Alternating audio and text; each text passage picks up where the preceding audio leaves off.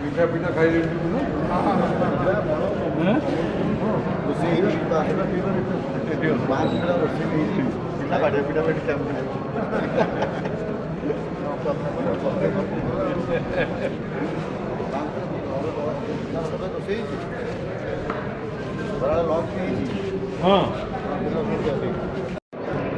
महापात्र यथार्थरे ओडिशार युव मानसिकतार प्रतीक थिले।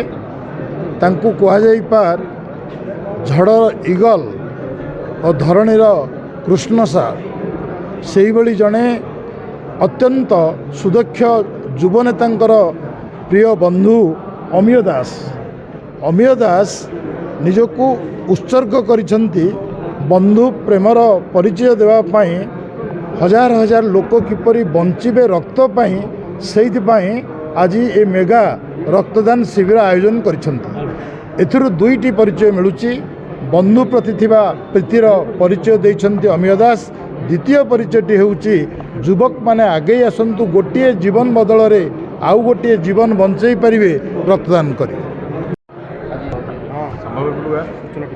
आप देखु यहाँ हूँ लुलु भाई 60तम जन्म माने शतवार्षिक आम पालन कर खाली भुवनेश्वर न सारा ओडिशा आम पालन कर माने बेसिकली आम अमीय भाई जी अंतरंग बंधु सहायत माने ओडिशा रे माने पाखापाखि 30 जिले में आम पालन कर फल बंटन कौटी रक्तदान कौटी अनाथ आश्रम कौटी किसी खाद्य बंटन कौटी माने कमल बंटन करमर माने अमीय भाई कह कथा जे माने माने जीवन शेष पर्यंत जिते दिन पर्यंत सी बंची थे माने सब वर्ष आम गोटे पालन करूँ।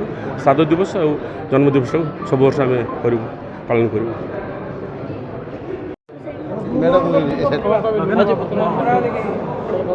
देखु मोर बंधु श्री ललाट विद्यामित्र 16 मसीह देहांता पर सी मोर एत अंतरंग था डे टू डे मोर जो जीवन शैली सहित मिसिक रही सी चलीगला जो शून्यटा थिला प्रति वर्ष तार श्राद्ध दिवस हो जन्म दिवस पालन कर यहाँ समाज सेवा उद्देश्य जो उत्सवटा मुझे पालन करुँची सारा ओडिशा रे जते युव छात्र और तार जिते प्रेमी अच्छा से मैंने से दिन मन पकेबे और तार मार्गरे आगू आगे मु परिचेष्टा करुँची।